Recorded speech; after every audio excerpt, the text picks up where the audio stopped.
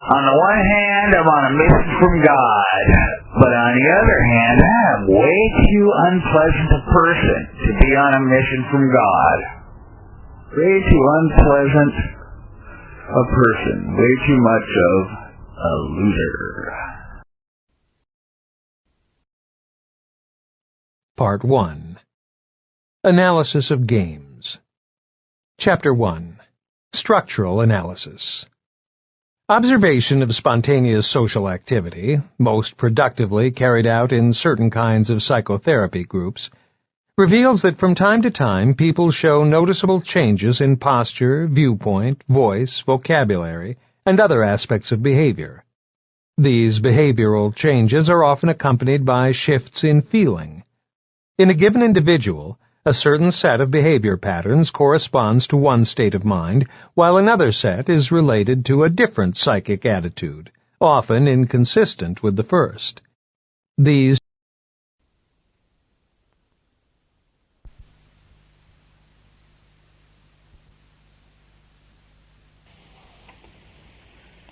The following is a taped lecture by David Mayo. It is produced by the Advanced Ability Center in Santa Barbara, California, on December 4th, 1983. The Advanced Ability Center is located at 1280 Coast Village Circle, Santa Barbara, California, 93108. In the summer of 1983, David Mayo sent out an open letter to all Scientologists. In this letter he stated, quote, "In April 1982, I received a long and detailed letter from LRH. It assigned me the full responsibility for the tech and for his technical hats for the next 20 to 25 years." Unquote. One verification of this assignment by LRH of the tech hats to David Mayo was made by two RTC personnel, Kevin True and Neil O'Reilly, during an interview in November of 1983. Yeah, he does have a tech hat. LRH gave him that for the next 20 years or whatever, something like that. In writing, that does exist. That's a fact. It did have. In the interests of maintaining the purity of the tech, David Mayo delivered the following lecture. This is mainly on the subject of the quality of tech and standardness of tech and results. Today I'm going to be talking about standard tech. In the open letter that I wrote in July of this year, I mentioned my concern for the purity and standardness of the tech. And I also mentioned in there that there have been instances of what appears to be a corruption of the tech. I've had some inquiries from people as to what that was, or what I was referring to there, and I thought I'd amplify on some of those with some fairly recent examples. As you know, I used to be on the post of Senior CS International for a few years, and up until over a year ago. And one of the main purposes of that post was to ensure the high standards and high quality of the tech. There were some things which occurred which made it difficult to continue doing that at the time. And without going into those things particularly very much here, apart from one of them, which is the subject of how issues are written, you know, HCOBs and issues.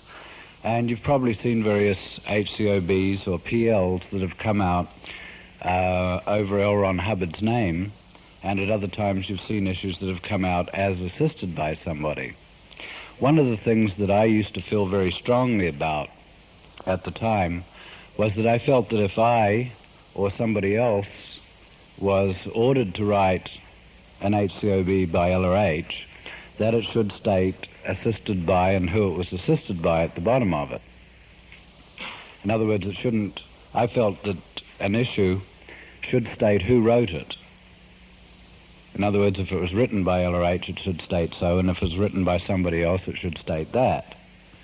It doesn't mean that it's not valid, but I feel that the correct authorship should be assigned to these things as as a matter of ethics and as a matter of principle.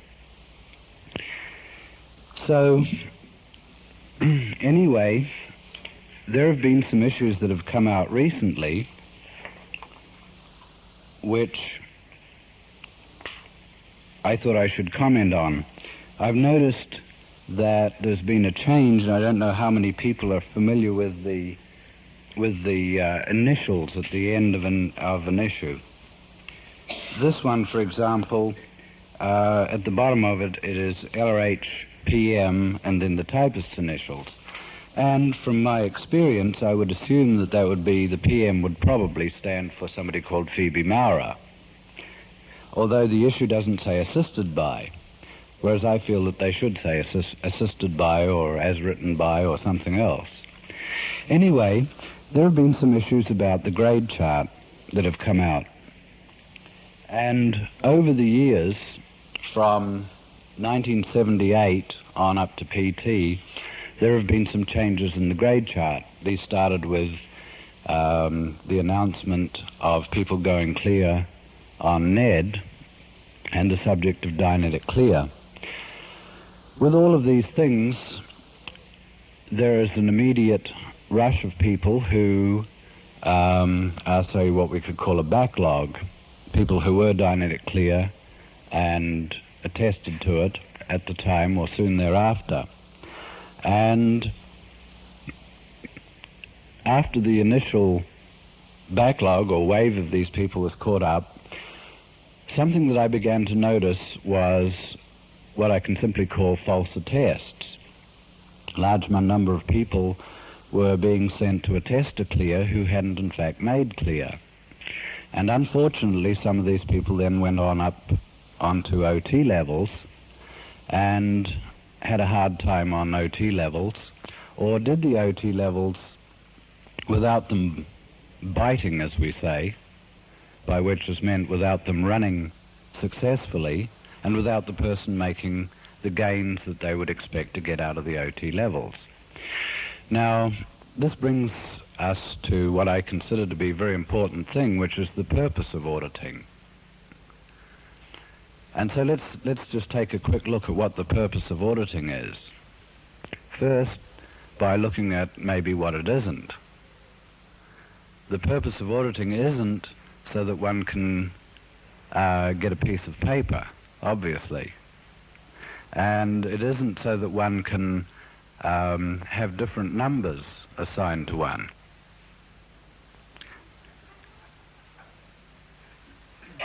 I myself,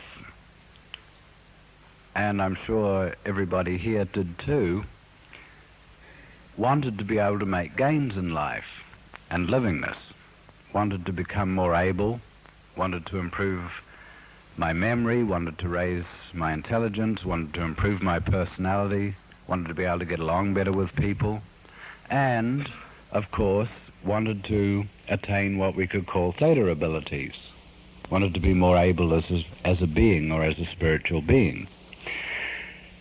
These are the things that are the actual gains that a person can make.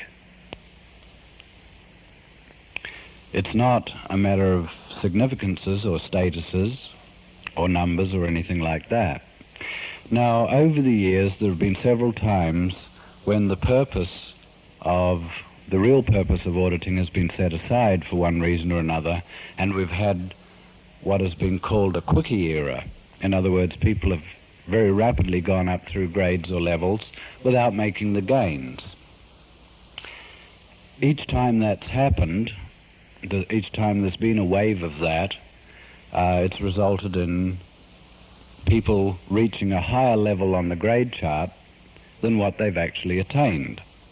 And there have invariably been a large number of people dissatisfied about lack of results.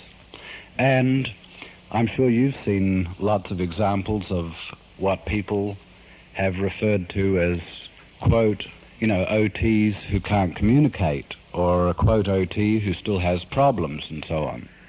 And this I consider to be a very disastrous thing to occur, both for the person himself, because he's been cheated out of the gains that he should have made, and also as an example to others. Anyway, since, around about 79 on forward, there have been various waves of clearer tests, some of which were valid and some of which were not valid. There was an HCOB in which the subject of natural clear was first introduced in 79. And although that issue said that they were very, very rare, within a few months there were hundreds of people, literally hundreds of people attesting to it. My viewpoint on that is that it wouldn't matter a bit to me, and I wouldn't mind at all if each of these people was a natural clear, or if there were hundreds of them or thousands of them, or if there were none of them. It wouldn't really matter. What does matter is if these people had a reactive mind and came to get auditing to handle that reactive mind and to get free of it and to be able to improve their abilities, and then if somebody misled them into thinking they were natural clear when they weren't, and then they skipped the processes that would have handled the things that they needed handled and that would have given them the gains, then they would have been cheated out of what they should have got. Plus, it makes the whole subject appear unworkable to others because they look at somebody, get a few sessions, suddenly attesting to this and that, next thing they're an OT3, and it can be quite a bad example to other people if the person doesn't have the abilities he should have. Some of the most important and practical abilities are those which occur very early on the grade chart, such as the ability to be able to communicate freely, the ability to be able to handle problems, and so on. Those are very important abilities. If they're not in, the person doesn't make it on the higher levels. So,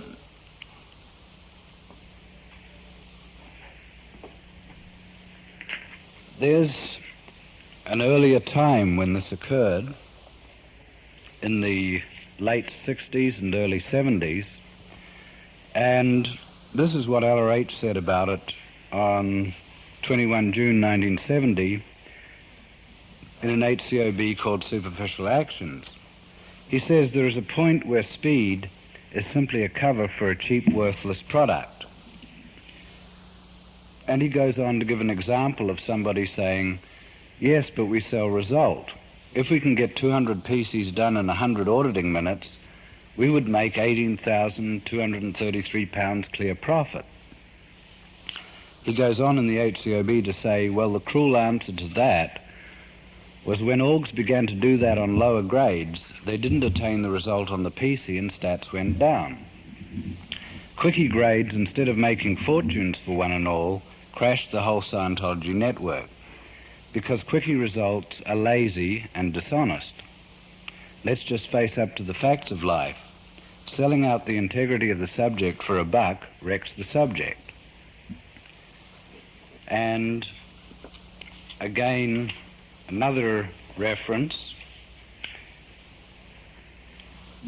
on the 26th of August 1970, in the HCOB Incomplete Cases, he says, quickie grades left us with a totality of incomplete cases. You look over a folder and you see the PC at OT4, in quotes. The folder is thick, he's had lots of auditing, he has aches and pains and problems and makes people wrong.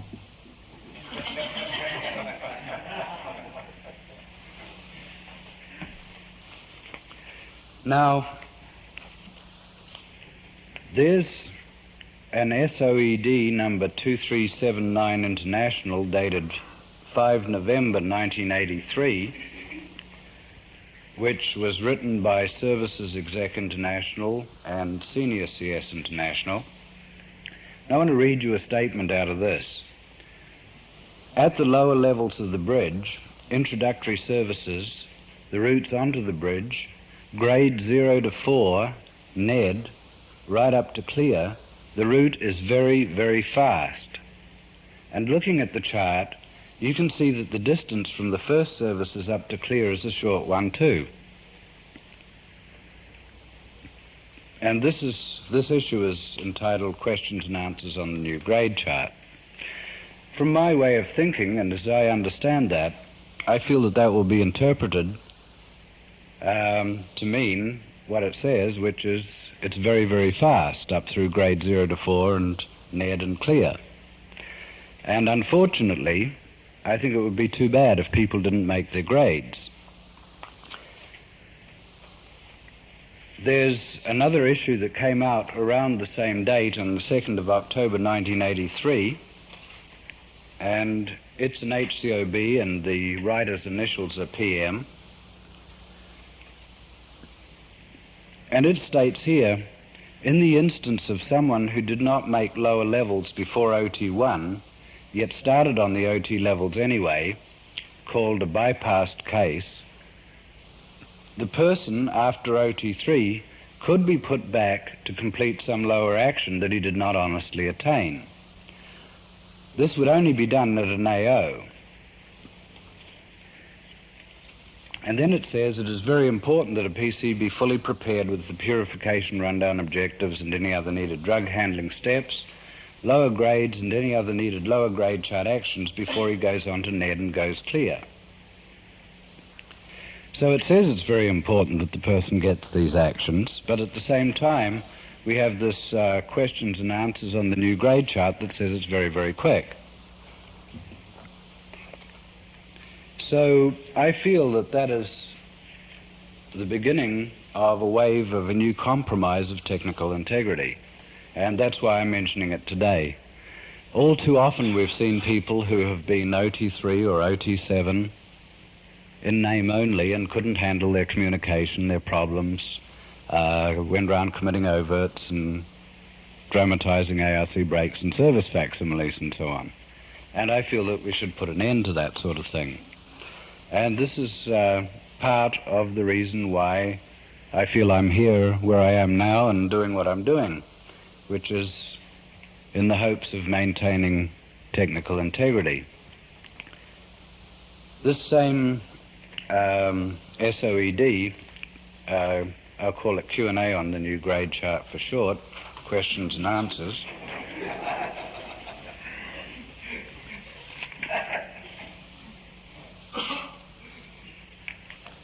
It has some other things in it which I feel are relevant. It says, when will the new OT levels above new OT7 be released?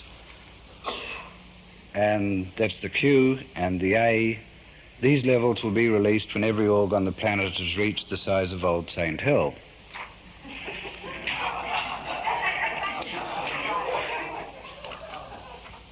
Anyway,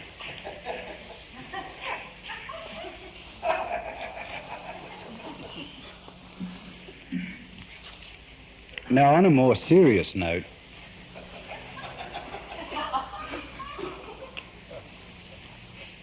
I'm sure you all know that things can be changed by shifting definitions of words. This is, I want to quote you something out of a reference here. This is an HCO bulletin of 23 October 1983, and it is issued over L. Ron Hubbard's name, and whether it was written by him or not is not something that I could comment on. But at the beginning of it, or early in it, in the fourth paragraph, it says, the definition of a real overt, something contrary to the mores of a group. And then it goes on to talk about overts contrary to the mores of the group and withholds of having done them. And then it says, the auditor technically is not interested, in capitals, in confidences or overts against a group's enemies or withholds thereof. He's looking for overts against the group as above and the withholding of having committed them by omit or commit. Anyway, I feel that that's quite important as far as the maintaining the purity and standardness of the tech is concerned. In the In the Tech Dictionary, the definitions, and there are 3 of them here for an overt. 1, an overt act is not just injuring someone or something. An overt act is an act of omission or commission which does the least good for the least number of dynamics or the most harm to the greatest number of dynamics. Definition number 2, an intentionally committed harmful act committed in an effort to resolve a problem. Number 3, that thing which you do which you aren't willing to have happen to you. And as far as I'm concerned, those are the definitions or the understanding of overt as I've known them, and I'm sure we've all known it to be. So I feel that this recent October shift of definition here to a real overt as something contrary to the mores of the group, and the statement that the auditor technically is not interested in confidences or overts against a group's enemies or withholds thereof, I feel is a very serious serious point in terms of technical integrity.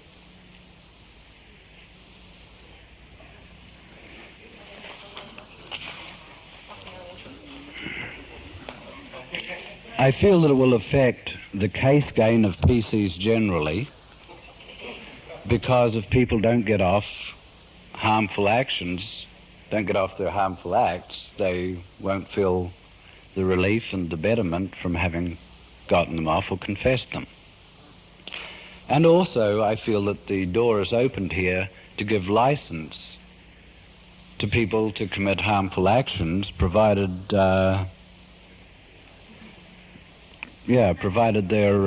considered okay by the person's current associates or whatever. And historically and philosophically, there are a tremendous number of precedents. In Islam, one of the cries in Islam was death to the infidel. And in a religious cause, people's heads were being lopped off and spears pushed through them and so on. At the same time, there were the Holy Crusades, in which, very righteously, knights were streaming down from England and Europe to do their version of putting death to what they considered infidels. I'm sure we could go on giving lots and lots of different examples. Every major war of a religious or holy nature has always been justified by the idea that it was okay to do harmful things to other people if they weren't part of your group. So anyway, just simply on the basis of decency and honesty, and perhaps more basically than anything else on the basis that the Thetan is basically good, I feel that this shift in definition and anything like it should be abhorred and not upheld. And the final note here would simply be an urging to you and to each one of us to maintain the purity of our religion and its doctrines and its technology so that we can continue to set people free and not get involved in entrapment. Thank you.